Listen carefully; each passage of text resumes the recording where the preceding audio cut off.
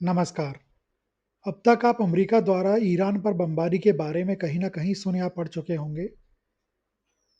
इसके साथ ही America Israel-Iran संघर्ष में खुलकर शामिल हो गया है और इसका भारत पर गहरा और व्यापक नकारात्मक प्रभाव पड़ेगा।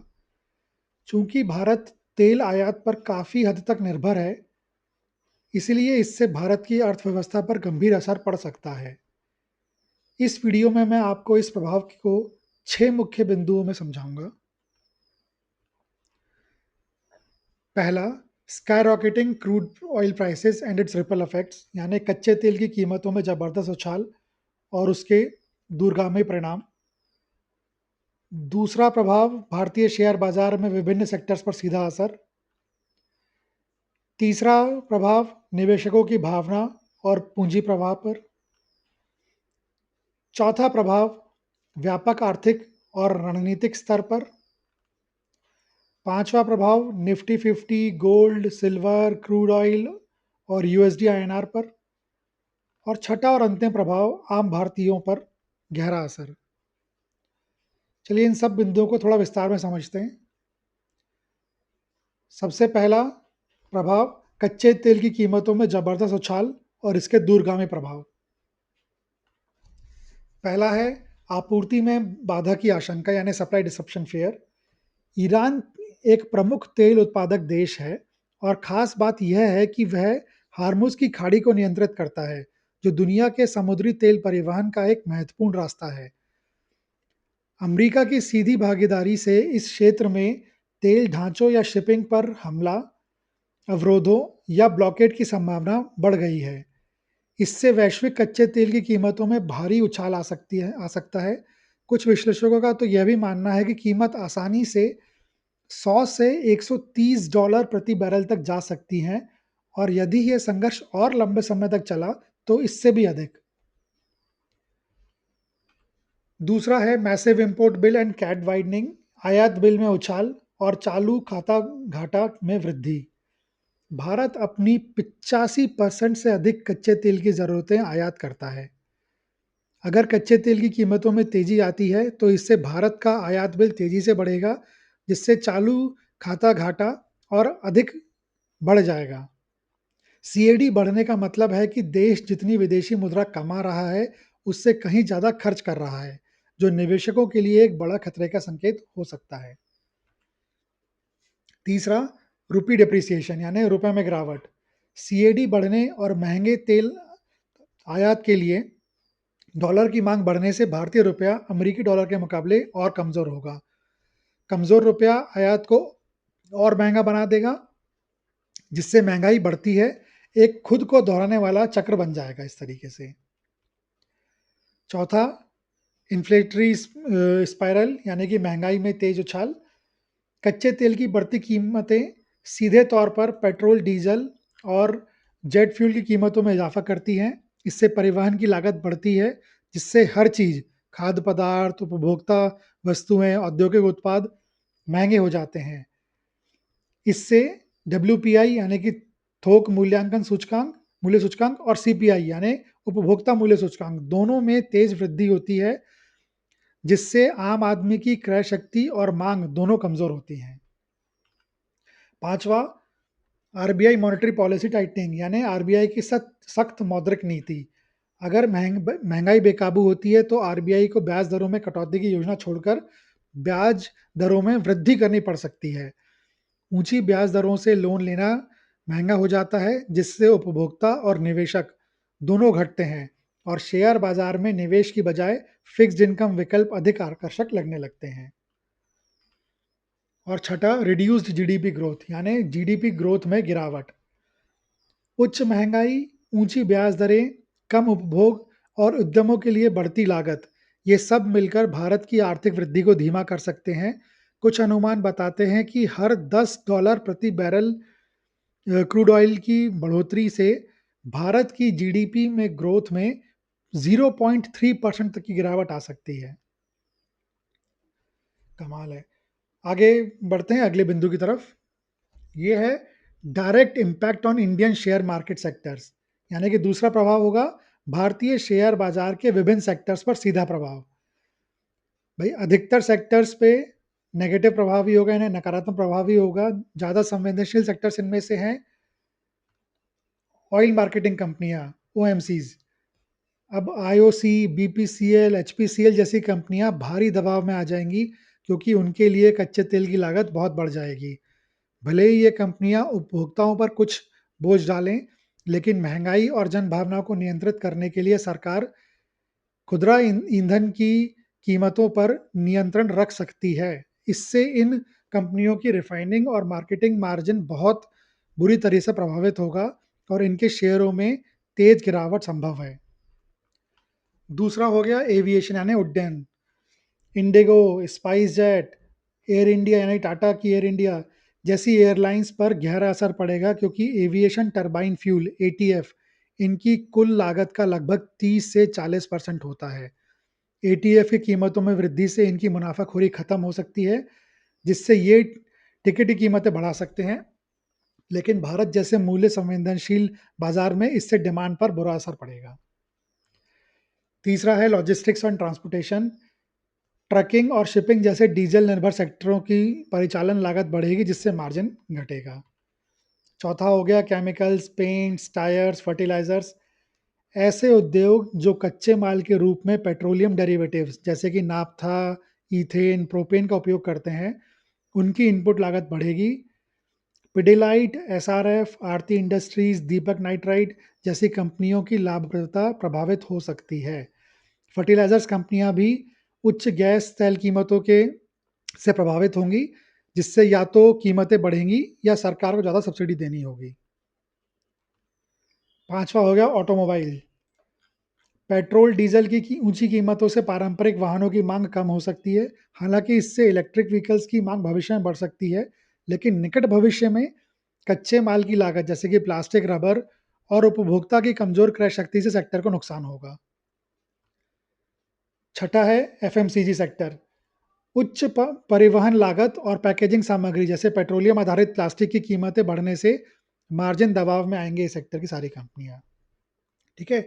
इसके अलावा कुछ सेक्टर्स के सीमित सकारात्मक या फिर न्यूट्रल प्रभाव भी पड़ सकता है, जैसे कि अपस्ट्रीम ऑयल प्रोड्यूसर जो होते हैं, ओएनजीसी हो गया, ऑयल इंडिया हो गया। ये कंपनियां कच्चे तेल की ऊंची कीमतों से मुनाफा कमा सकती हैं, जिससे इनकी आय और लाभ में वृद्धि संभव है। हालांकि सरकार की ओर से विंडफॉल टैक्स यानी अचानक हुए लाभ पर अतिरिक्त टैक्स लगने की संभावना भी बनी रहती है, जिससे फायदा सीमित हो सकता है। दूसरा इसमें होगा सोना, गोल्ड। जियोपॉलिटिकल तनाव और मुद्रा गिरावट के चलते निवेशक सुरक्षित विकल्प के रूप में सोने में निवेश करेंगे, जिससे इसकी कीमतें बढ़ सकती हैं।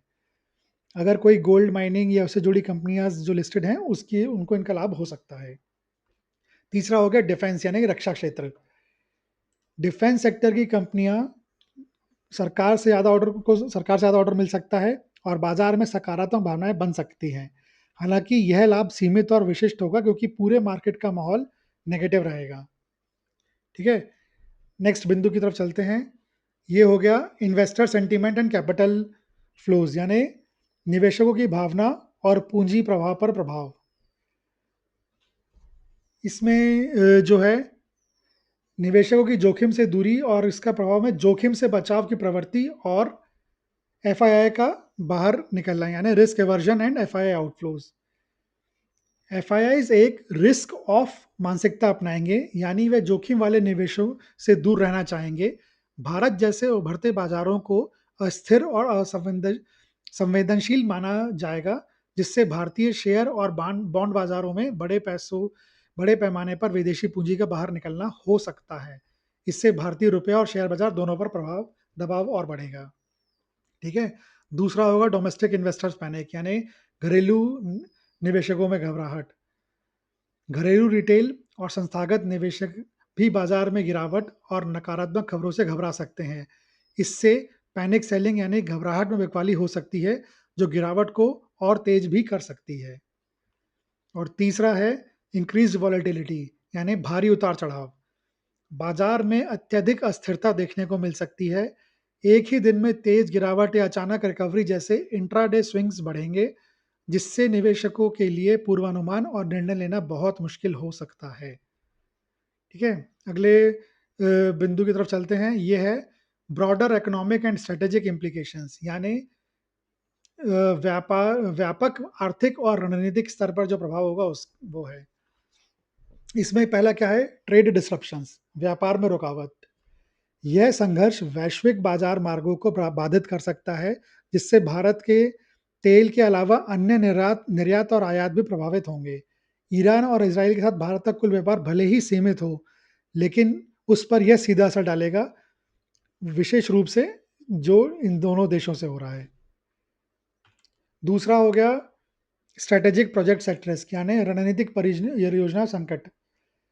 भारत की ईरान में चाबहार पोर्ट में की गई रणनीतिक जो निवेश है, जो कि मध्य एशिया से संपर्क के लिए बेहद अहम है, युद्ध या फिर अमेरिका के द्वारा लगाए गए नए प्रतिबंधों के चलते गंभीर संकट में पड़ सकता है। यह भारत की विदेश नीति और व्यापारिक रणनीति दोनों के लिए बड़ा झटका होगा। तीसरा है cyber security and internet, cyber सुरक्षा और इंटरनेट पर असर। जिन क्षेत्रों में संघर्ष हो रहा है, वहां से गुजरने वाली सबमरीन इंटरनेट केबल्स को नुकसान पहुंचाया जा सकता है। इससे भारत की डिजिटल अर्थव्यवस्था पर असर पड़ेगा, और खासकर आईटी सेवाओं और डेटा आधारित उद्योगों पर। ठीक है, अगले पॉइंट की तरफ चलते हैं। वो है impact on Nifty 50, gold, silver, oil और यूएसडी और आईएनआर। इन पे क्या प्रभाव पड़ेगा? ठीक है, निफ्टी 50 में गिरावट जो है वो पहला है। खास तौर पे कल सुबह, यानी कि सोमवार की सुबह शुरुआती कुछ घंटों में बाजार में तेज और तीव्र गिरावट देखने को मिल सकती है। शॉर्ट टर्म में, यानी कुछ दिन या आने वाले कुछ हफ्तों में, निफ्टी 10 से 20% तक भी गिरना संभव है, जो उसे 20,000 से 21,000 के दायरे में ला सकता है, या उससे भी नीचे। ये इस बात पर निर्भर करता है कि युद्ध कितना गहरा और लंबा चलेगा।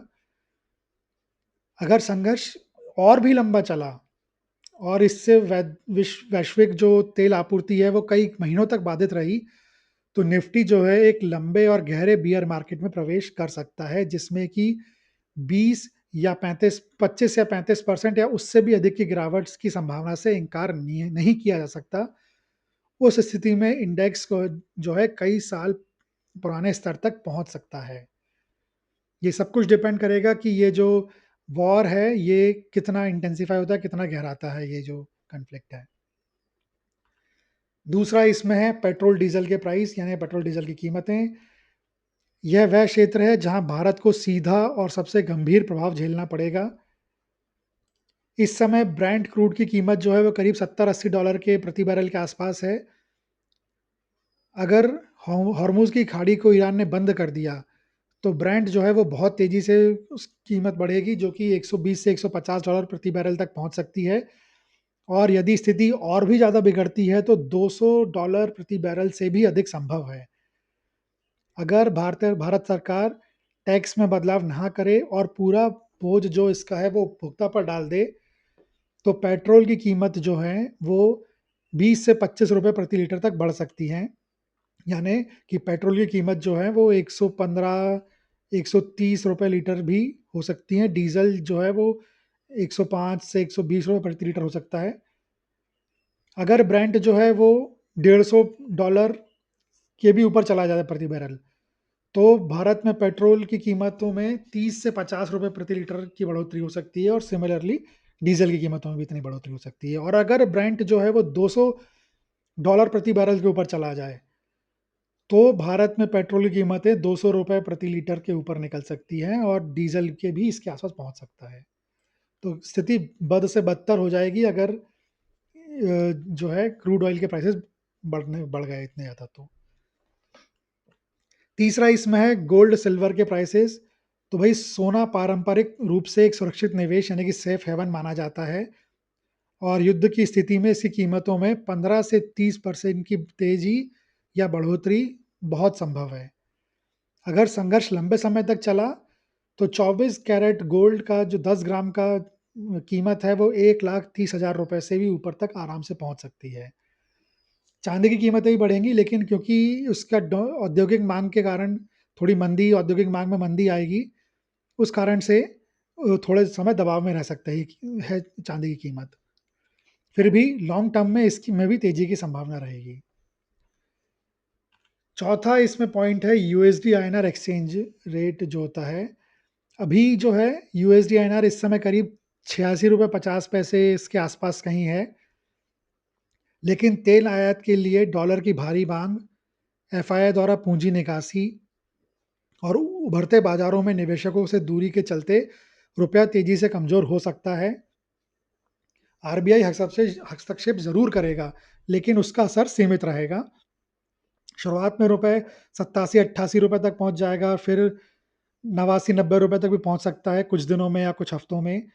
अगर युद्ध उससे भी लंबा चला और कच्चे तेल की कीमतें बढ़ती रहीं, तो 92, 94, 95 रुपए तक भी $1 पहुंच सकता है। ये सब कुछ डिपेंड करेगा कि युद्ध कितना लंबा चलता है और कच्चे तेल की कीमतें कितनी बढ़ती हैं। ठीक है, अब अंतिम बिंदु की तरफ चलते हैं, जो है impact on Indians in general, यानी आम भारतीयों पर प्रभाव इसका जो है। इसमें सबसे पहला क्या होगा, sky rocketing cost of living, inflation everywhere, यानी जीवन यापन की लागत में भारी उछाल, हर तरफ महंगाई ही महंगाई। ईंधन की कीमतों में वृद्धि हो सकती है। वृद्धि होने से परिवहन खर्च बढ़ेगा, जिससे खाद्य वस्तुओं की कीमतें भी ऊपर जाएंगी। उत्पादन लागत, बिजली पानी जैसी सुविधाओं की लागत बढ़ेगी। लोगों की बचत खत्म होने लगेगी और अनावश्यक खर्चों में कटौती करनी पड़ेगी, जिससे उपभोग में गिरावट आएगी। नंबर दो, impact on employment and income, यानी रोजगार और आमदनी पर असर। व्यापार में सुस्ती आएगी, जिससे नौकरी जाने का खतरा या वेतन में ठहराव देखने को मिल सकता है। छोटे और मध्यम व्यवसाय यानी एसएमई को सबसे अधिक नुकसान होगा, क्योंकि उनके पास काम करने के लिए सीमित मार्जिन होता है। तीसरा हो गया financial strain and debt burden, यानी वित्तीय दबाव और कर्ज का बोझ। ब्याज दरों में वृद्धि के कारण ईएमआई बढ़ सकती है। लोगों के लिए दैनिक खर्च करना कठिन हो जाएगा, जिससे क्रेडिट कार्ड पर निर्भरता बढ़ेगी और इससे कर्ज का जाल यानी कि डेट स्पाइरल बन सकता है। वित्तीय लक्ष्य जैसे घर खरीदना, बच्चों की पढ़ाई या रिटायरमेंट सब खतरे में पड़ सकते हैं। नंबर चार, impact on specific segments of the public, विशेष जनसमूहों पर असर। तो इसमें जो यात्री होते हैं, डेली कम्यूटर्स होते हैं, पेट्रोल डीजल वाहन या पब्लिक ट्रांसपोर्ट पर निर्भर वाले लोग अब काफ़ी ज़्यादा यात्रा खर्च का सामना करना पड़ सकता है उन्हें। विदेश में पढ़ रहे या पढ़ाई की योजना बना रहे छात्र, रुपए की गिरावट के कारण फीस, रहने का खर्च और यात्रा का खर्च बहुत महंगे हो जाएंगे। विदेश में पढ़ाई सपना बन सकती है। घूमने फिरने वाले लोग यानी कि टूरिस्ट, घरेलू और अंतर्राष्ट्रीय यात्रा दोनों में अब काफ़ी महंगी हो सकती है। किसान, खाद्य कीमतों में वृद्धि भले ही फायदेमंद लगे, लेकिन डीजल, खाद और कीटनाशक भी की लागत बढ़ेगी। इससे छोटे किसानों के लिए लाभ की बजाय नुकसान हो सकता है। और जो विदेशी आय वाले आईटी सेक्टर वाले हैं, उनको थोड़ा बहुत फ़ायदा हो सकता है, लेकिन स्थानीय उससे महंगा छूते नहीं रहेंगे। पांचवा पॉइंट इसमें रहेगा साइकोलॉजिकल एंड सोशल इम्पैक्ट, यानी मानसिक और सामाजिक असर। इसका क्या होगा, तनाव और चिंता में वृद्धि होगी। लगातार बढ़ती महंगाई और आर्थिक अनिश्चितता से मानसिक स्वास्थ्य पर असर पड़ेगा। जीवन स्तर में गिरावट आएगा। मध्यम वर्ग और निम्न वर्ग के लिए गुणवत्ता वाली जीवन शैली बनाए रखना मुश्किल हो जाएगा। उन्हें गैर जरूरी खर्चों में कटौती करनी पड़ेगी। और सामाजिक असंतोष की भी आशंका रहती है ऐसे समय में। लंबे समय तक महंगाई और आवश्यक वस्तुओं की कीमतों में तेजी सामाजिक अशांति को जन्म दे सकती है। हालांकि यह निश्चित नहीं है, पर असंभव भी नहीं है। तो जब अब अमेरिका ने इजराइल ईरान युद्ध में खुलकर हस्तक्षेप कर दिया है, तो भारतीय शेयर बाजार पर इसका गहरा असर पड़ेगा। एक लंबा और गंभीर मंदी का दौर शुरू हो सकता है। मुख्य कारण होगा कच्चे तेल की कीमतों में अभूतपूर्व वृद्धि, जो महंगाई, रुपए की गिरावट, ब्याज दरों में बढ़ोतरी और धीमी आर्थिक वृद्धि की श्रृंखला शुरू करेगा। कुछ सेक्टर जैसे कि अपस्ट्रीम ऑयल कंपनियां थोड़ी राहत पाएंगी, लेकिन कुल प्रभाव भारी रूप से नकारात्मक होगा, जिससे निवेशकों में घबराहट और विदेशी पूंजी का भारी बाहिर्वाह देखने को मिलेगा। भारत जैसे आयात निर्भर देश के लिए यह स्थिति बहुत ही कठिन हो सकती है, जहां आम नागरिक को दैनिक जीवन चलाना भी महंगा और चुनौतीपूर्ण लगने लगेगा।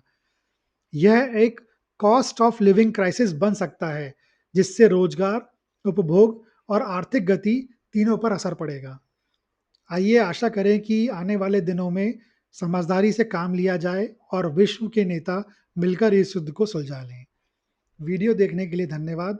आप अपनी जो राय है नीचे कमेंट बॉक्स में ज़रूर बताएं। धन्यवाद।